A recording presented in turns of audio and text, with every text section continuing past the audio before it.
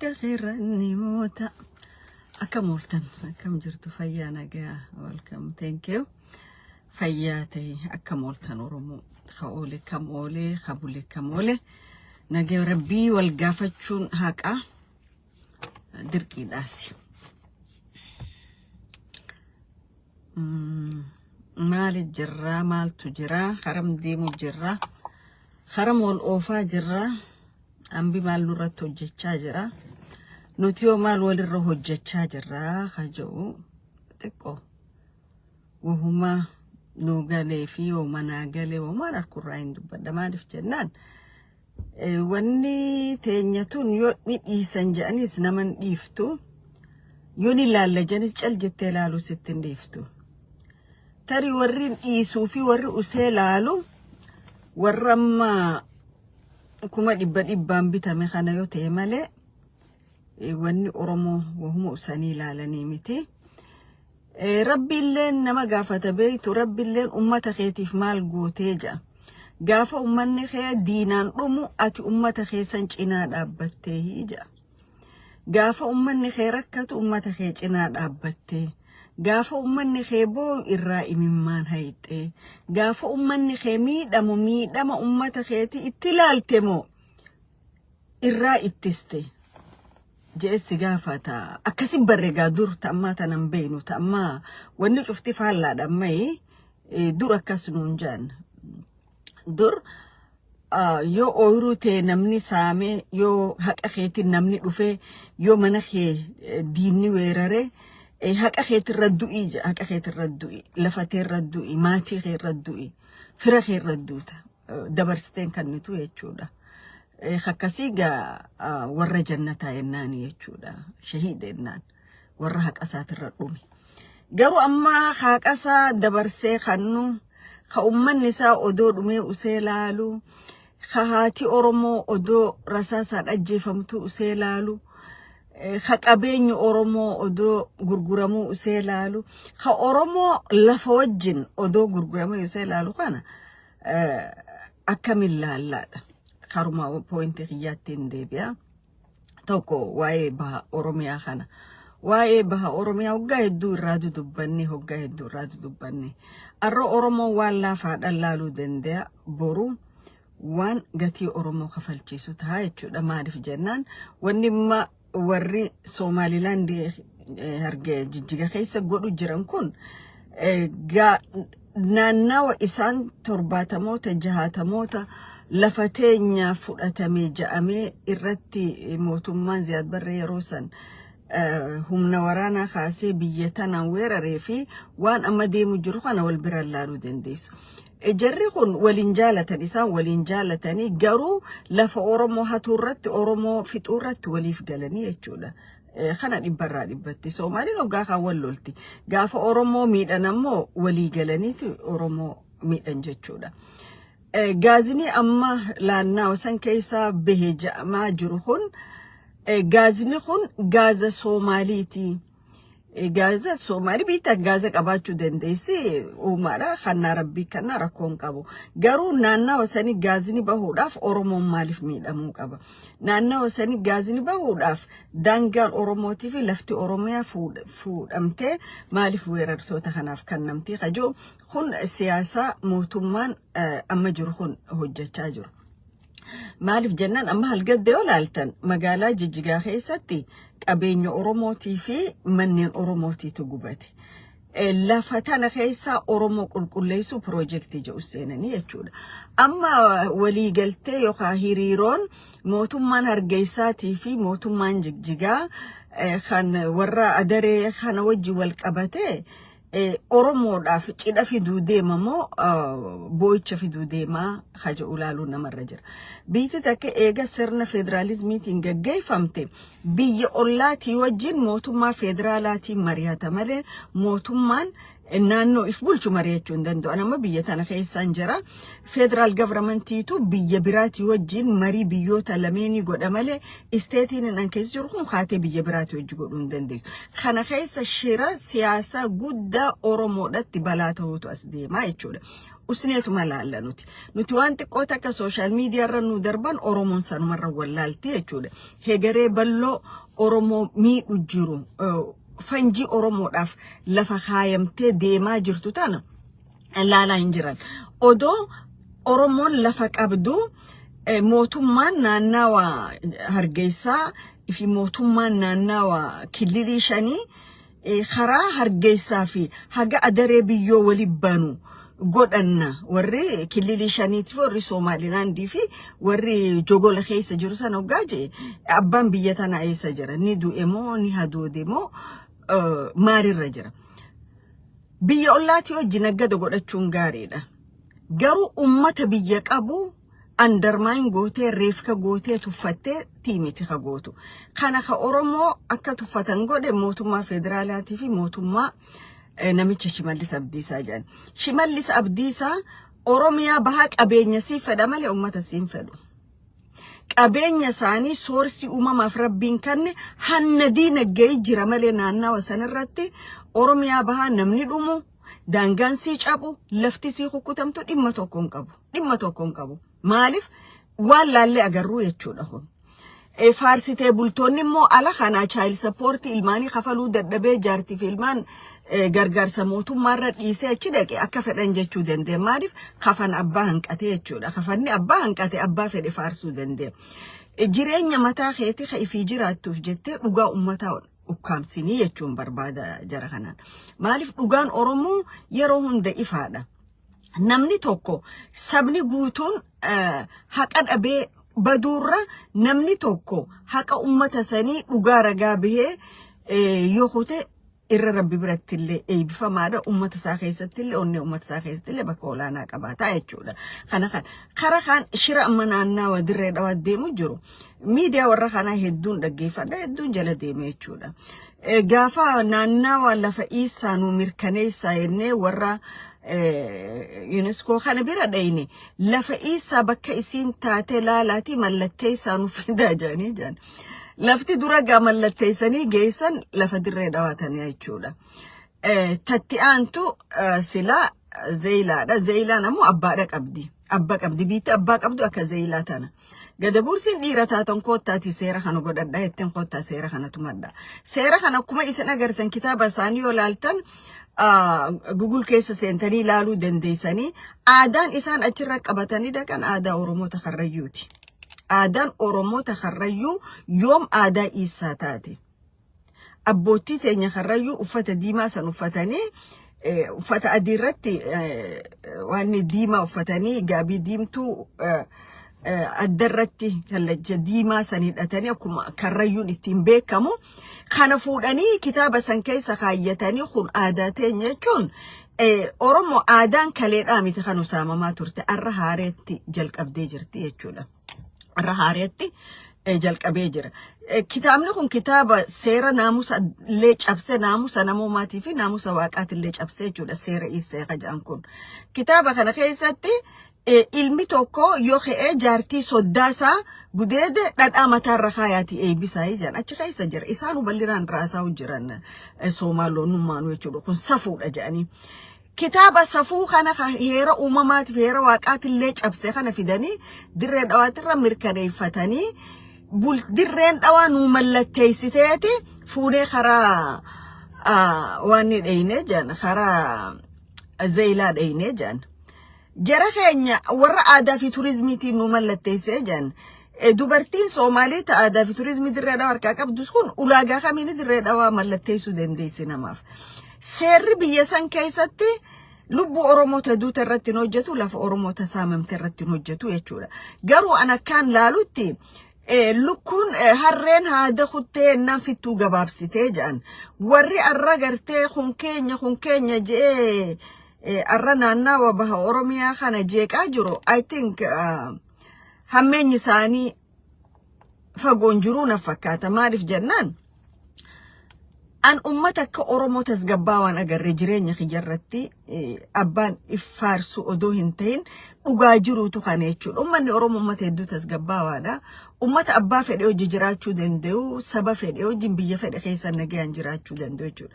Biyya amma jirru kana keessatti uummanni Oromoo uummata yakka tokkoon miidiyaa addunyaa irratti hin himataminii jechuudha. Uummata dalagatu, uummata nama hojii jiraatu, uummata naamusa biyya tokkoo kabajuu jechuudha. Naamusa biyya tokkoo hin dhiibne.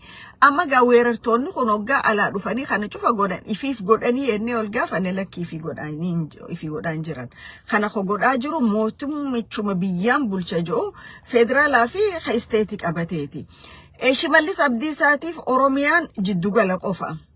Dhiha Oromiyaa gaafa fedhe faannoo itti bobbaasee Wallagga Bahaa keessa nama ficcisiisa isaaf san Oromoodhaa miti. Baha Oromiyaa shiftoota dangaa ollaa itti bobbaasee ficcisiisa kun isaaf Oromoodhaa miti jechuudha. Namichi Shimallis Abdiisaa jedhan kun dangaa Oromiyaa hagam takka beeka. Moo dangaan Oromiyaa ka inni beeku Bakkorraa haga Shawaa Kaabaati haga maaliif narrahim Hadaamaati. Bakko achi daangaa Oromiyaati miti, Hadaamaa gadiin daangaa Oromiyaati miti jechuudha. Daangaa Oromiyaa ka Soomaaliin akka feete seentee lafa Baalee fudhattee torban dabre keessatti irrattis baga gammaddanii akkasi dhiyeeffachaa jiran kun daangaa Oromooti miti. Laalaa jarana dur goobanaa jaarcee Oromoo lafarraa buqqaaseeti hara biraa facaasaa ture. Goobanaan arraa kun ammoo Oromoo lafa hojii gurguraa jira. Lafa hojii gurguraa jira. Fakkeenya gaafa goobanaan Oromoota tuulamaa buqqaase seenaa san keessaa my parent is one. Gaafa inni naannawa sanii buqqaase kasimatee hammate Oromoo bal'aadha jechuudha. Uummanni tuulamaa kun akkuma Oromoota biraa Gujii keessa, Boorana keessatti, Arsii, Baale keessa, Harar keessatti jiraatu jechuudha. Yeroo sanirraa kaka'ee jechuudha. Yeroo sangaa Oromoo simatee qabate obboleeyyan isaanii kana kunuunfate jechuudha. Oromoota tuulamaa gaafa goobanaan Mililikii hojjetee buqqaase san. Goobanaan arraa kun garuu Oromoo buqqaaseeti bakkatti baqatullee dhoorkee jechuudha. Maaliif? Arree olaaltan dirree dhawaa fudhannu, Hadaamaa fudhannu, magaalaa Finfinnee harka dhibbarraa 90 hadhataan Oromoota bahaati. Kun dhugaa lafa jiru. Maaliif? Because naannawa san diige, naannawa san diinaaf kanne, naannawa san weerartootaan weerarsiise. Uummanni kun bakkatti irkatuun qabu hadhataa tahaa jechuudha. Joolleen isaanii maaliif boodaan uree faamiliin kun booda irratti just like akkama American Indians. Uummata biyya hin qabne biyya isaa keessa baqataa ta'e akkuma amma lammii Falastiin kana ta'uuf ta'anii jechuudha. Oromoon kana taa'ee waliin laala. Oromoon tokko ni booya, tokko immoo bashannana waan biraa jira. Waan biraa jira. Ati gaarii jiraachuudhaaf, nagayaan jiraachuudhaaf yookaan fira Shimallis ta'uu qabda yookaan daangaa Shimallis keessa jiraachuu qabda jechuudha. Sadarkaa kanarra wal geessinee jirra jechuudha. Oromiyaa bahaa tana warri isaan dura abbootii Shimallis faan warri wayyaaneedha. Targeted godhanii dura kayyoomsa magaalaa Dirree Dhawaati. Meeshaa kotonee Dirree Dhawaanii yaadattan lagaarree kotonee guddoo san hatanii Tigraay geessan, tireena baabura tireenaa achi dhufu san buqqaasan. Oromoo naannawa kana akka jiru hiyyeessanii jechuudha. If keessa deebi'aa yaadadha.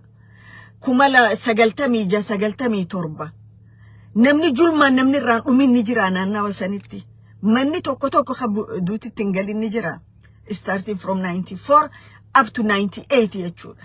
Tokkoon keenya maatii 5-4 gad kan dhabin hin jiru jechuudha. Kan dhabin jiru.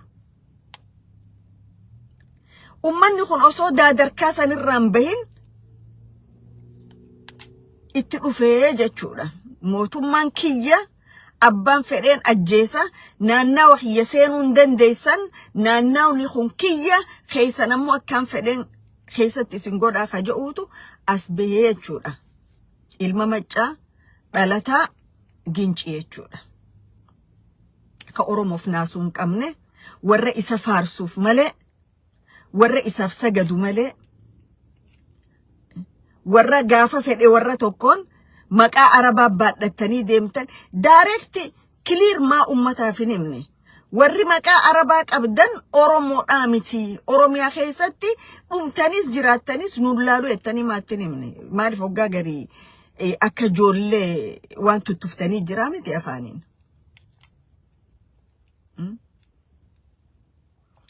tanaaf cubbuun baha oromiyaa irra deemtu yakki baha oromiyaa irra deemu dhumaatiin silent jaarsoo keessatti oromoonni afran qallo ajjeefamu jiran kun dhalattoonni jaarsoo daangaa sanirra shiftoonni killilii shanii kun fixaa jiran tokko oromoo dhiiga boochisuu ta'a jechuudha tokko oromoo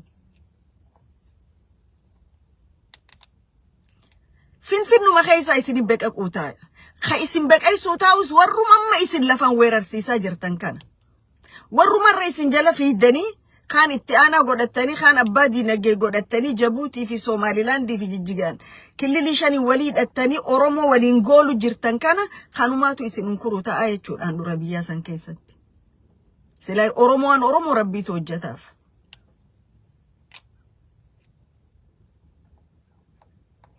Oromoon kalee waliin beelaawee waliin wareegame waliin kufe waliin ka'e qeeroon naannaa tokko privileejii arkatteeti qeeroon naannaa bira akka shiftaatti bakka jirtutti ajjeefamaa jirti jechuudha qeeroo isin gandaan ifi marsitan qofaa miti tagabrummaa wayyaanee keessaa isin baaftee sadarkaa sanirraan isin geesse cin'asan keessatti finfinneen keenya je'e meeqa akka wareegame wacaalee keessatti finfinneen lafa Oromooti je'e meeqa akka wareegame lafti sanaa lakkooytu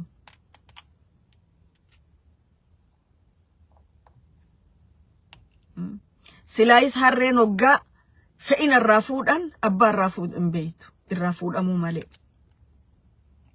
galanni isin Oromoodhaaf qabdan kanaa jechuudha kakara kaanii waan social media kanarraa obboleeyyan wal ajjeesuun qabanii jedhamee waan faffaca'uu jira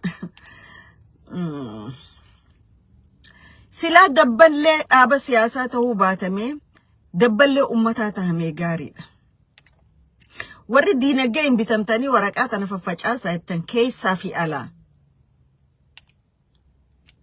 sila wanni dura isin godhuu qabdan warra xaliyaa tana isin kannee faffacaasaa isiniin ja'uun haadha Oromoo ta'ilaa guyyaa arraa ilma keetii waraana keessa jirettanii ajjeesu jirtan harkarraa sassaabbadhaa jechuunitu isinirra ture Joolleen Oromoo bakka feetee dhuftee Finfinnee keessa bashannanuu ni dandeessi jettanii itti himuutu isinirra ture.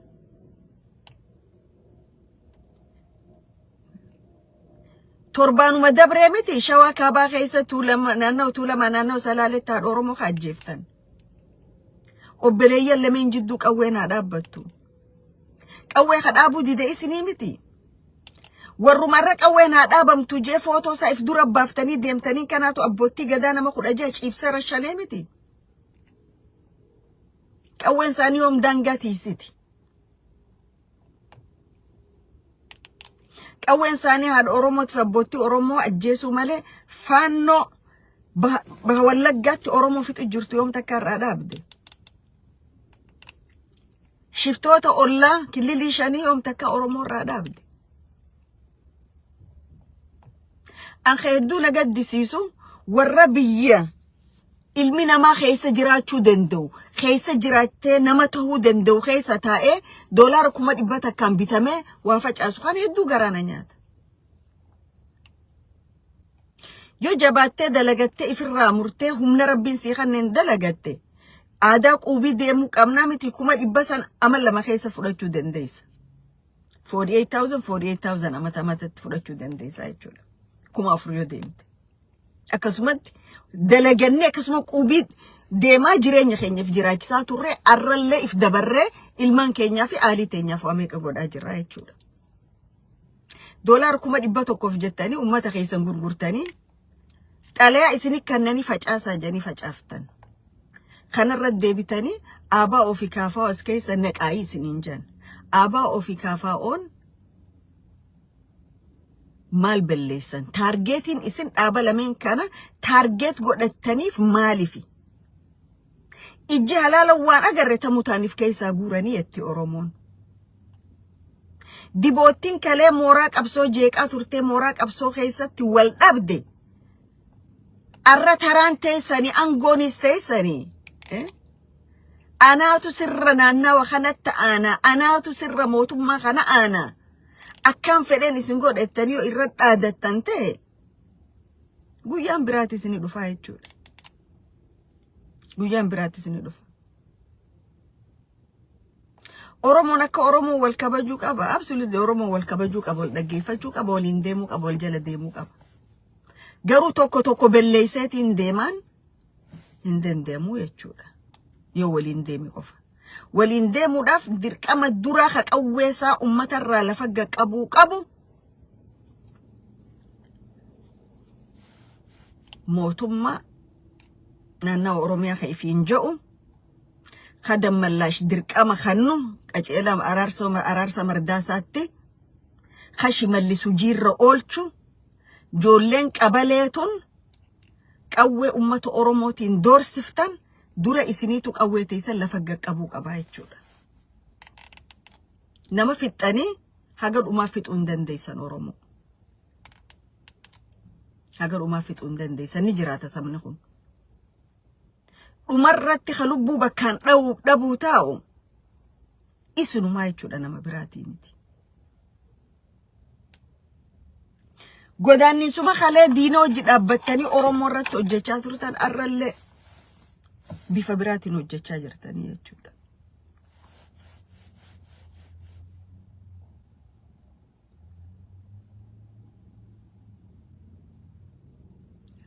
Tanaaf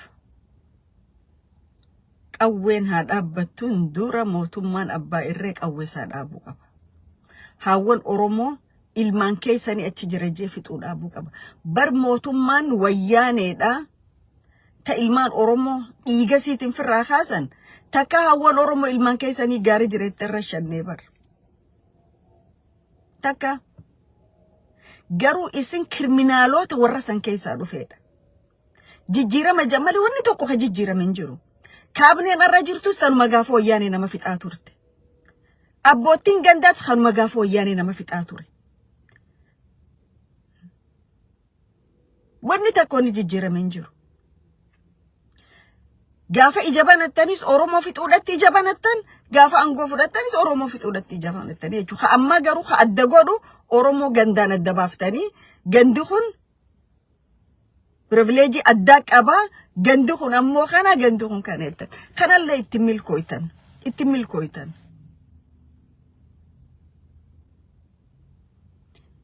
Galmee seenaa xurooftu ifirratti galmeessaa jirtan jechuudha. Lafa goonni meeqa keessaa bahe, lafa goonni meeqa ka Oromoodhaaf if kanne keessaa bahe, joolleen tun itti taphatti jechuudha. Joolleen seenaan beeyne, dubbeen beeyne, dhama Oromummaan beeyne, Oromoon maaliin beeyne isaan ka beekan lafa Oromoo gurgurachuu, qabeenya Oromoo hatanii ala baafachuu, Oromiyaataan ummata siiti hojii gurguru lafa tuulama cufa gurgurtanii fixxaniiti amma Oromiyaa baa ummata siiti hojii gurgurachuu seentanii jechuudha.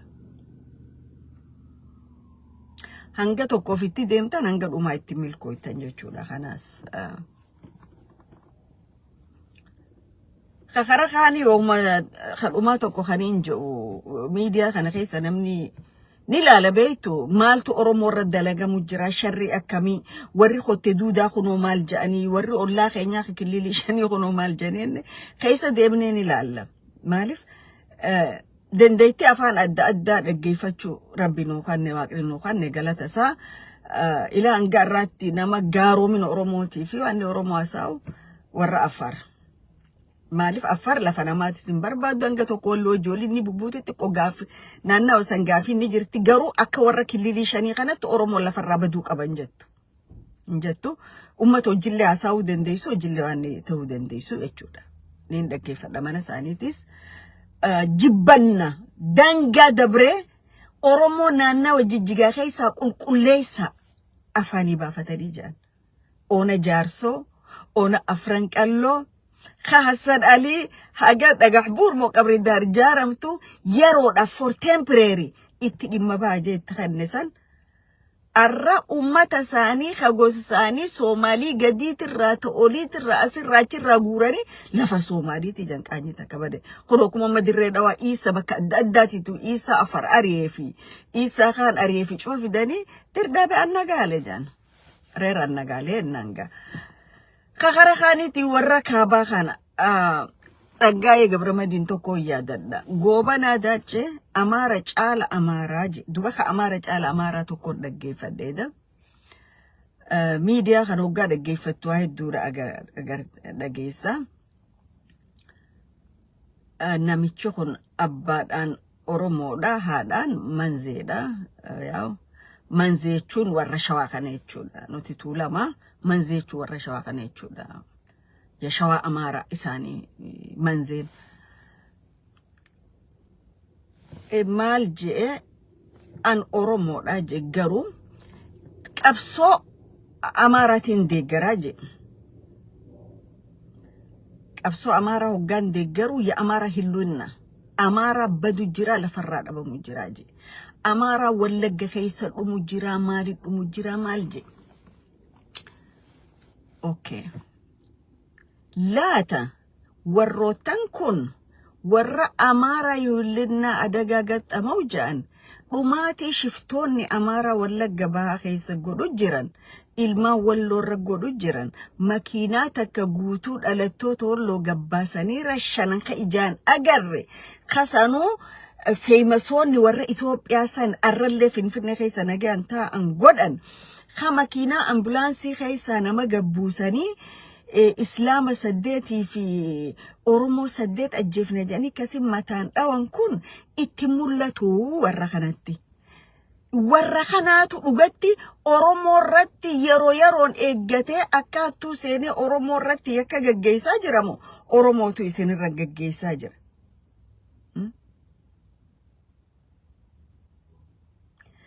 وان نما أجائب سيسو وان توقوانين كان خاسي فين كبا أنيو زلك إجانا بيشخنا منامي زلك إمونا ناصر رئيسا مكاسا مبيخو منامي زلك إتنسي منامي مكاسا منامي جانيني مبيخو أنا كبيرا سر رئيسو منامي زلك إجاني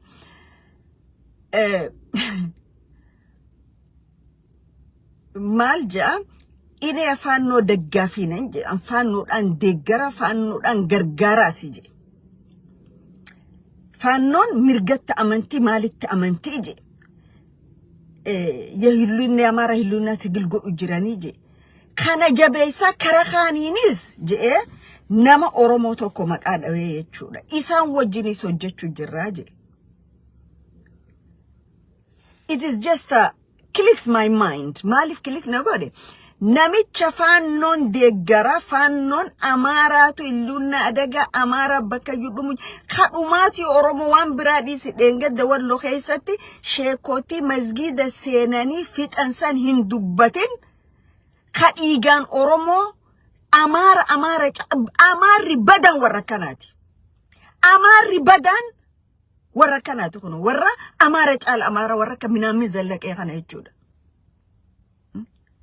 warra oromotis abalu fawajin karabiratin hojjechu jirraje abalun inni cirra maqade hojjechu jiru warra faano da waji oromo balle sudemo this is the question maqade wetin dubbachu ta ayichu warra isan wanni godatan kan dugatti qabso oromo hoggana turtani dugatti oromo da midametani oromo da walin qabso oromo ratti hojjecha turtamo qabso oromoti hojjecha turtan warra arrafaanno oromo fitu jirtu xilaatachin ama islamina oromono warraju khana wajin hojjatte oromo eysageysu demta this is my first question oromono ummata khana kamilala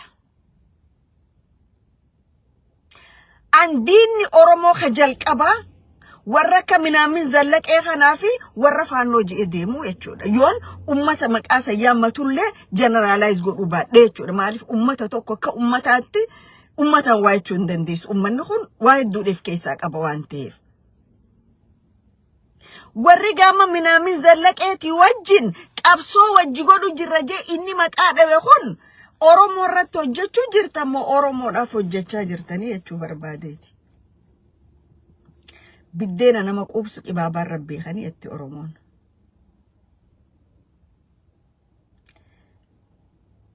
Gaafiin Oromoo ta'e isin faannoo fi Amaaroo jidee biftanii jirtu. Gaafiin Oromoo tafaannoon deebisu hin jiru. Seenaa biyya sanii keessatti eega abbootii teenya raagaa irraa akka dhageenyu warri kaabaa yoo Oromoon oka kaayyattee fidde malee lafa Oromoo ka seenuu hin dandeenye dhaloota keenya irrattis agarre seenaa irraayis barreechuudha. Arraas yoo warra kaabaa faannoodha oka kaayyannee Oromoo finneettan Oromoon fudhatu ni jira. Deemtanii daaraa keessa gangalachuu kana eessaa fiddan. Foon harree jaan yoo fannisanillee gangalatee daaraa keessa bu'aa jaan. Warra kana jala akka qiyamaatti isin baafne deemtanii maas achumatti deebitan. Amma if xiqqeessu jirtan moo Oromoodha xiqqeessu jirtan. Hoggaa gabbee minaamin zallaqee ani faannoon deeggara faannoon mo'achuu qaba faannoon cabsee finfinnee seenuu qaba kara kaaniinis warra Oromoo abalu faa hojjechuu jirra hoggaa jaan. Isin Oromoo karamittiin deemtan.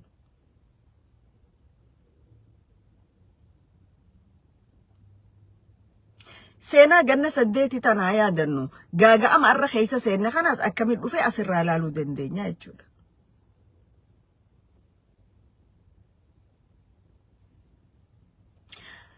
Hayyuun Oromoo tokko kaati beekaa Oromooti hayyuu Oromooteetu gangarate ganduma Amaaraa keessatti agarta. Hayyuu Oromooti beekaadhaa kar tokko nu baasaa hoggaatti gangalate miidiyuma Amaaraati irratti agarta. Amma afaan Oromoo dhiisaniihu. Afaan Oromoo dhiisanii afaan Amaaraa seenanii afaan Amaaraa afaan federaalaa ta'e akkatti fufuu.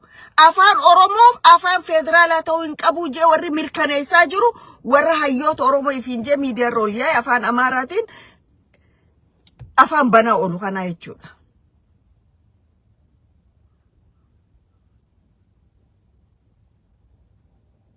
Afaan isaatiin mari'achuun ni qaanfata. Ambar eenyuuf haasawaniin ja'a. Ka isaan haasawaniif kun kotte duudaadha moo Oromoodha.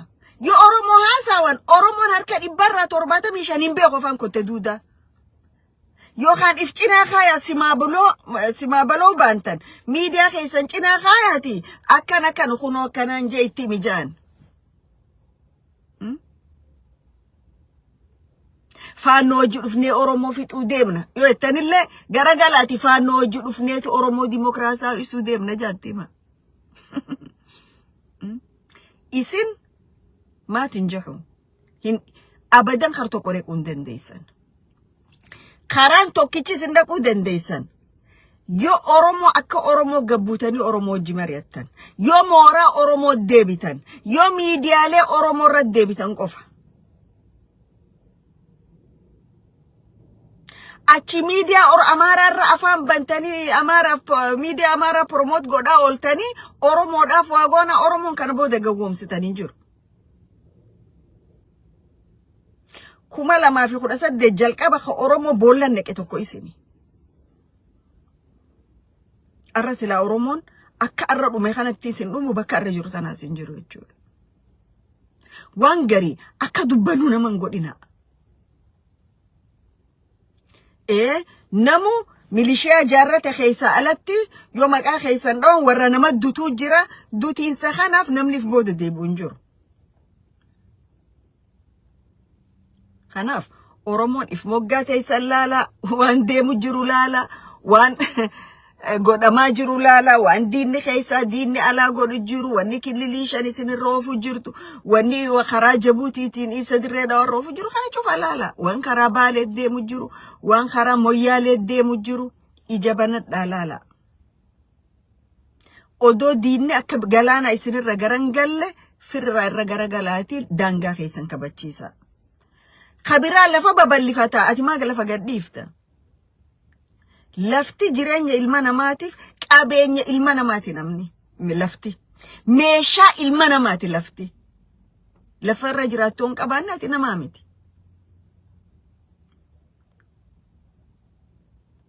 Oromoon akka laafatti ilaaluun irra hin jiraatu kana ittis yaaduu qabaa irrallee deddeebi'ee wal mari'achuu qabaa waan kanarratti kakara kaanii qawween haa dhaabbattu jettanii warri Oromoo lameen jittu silent deggan warri jettanii maallaqa fudhattanii kana godhaa isiniin ja'an shame on you guys. Hedduu nama qaanfachiistan.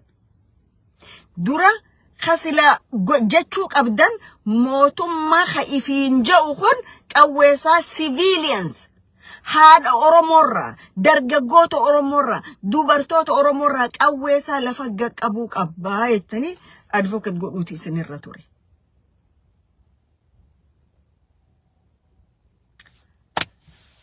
Akkasii nageetti jara keenya guyyaa gaarii qabaadha. Wal quba qabaadha waan deemu jirus walis quba qabaachisaa guyyaa gaarii qabaadha. Have a wonderful day.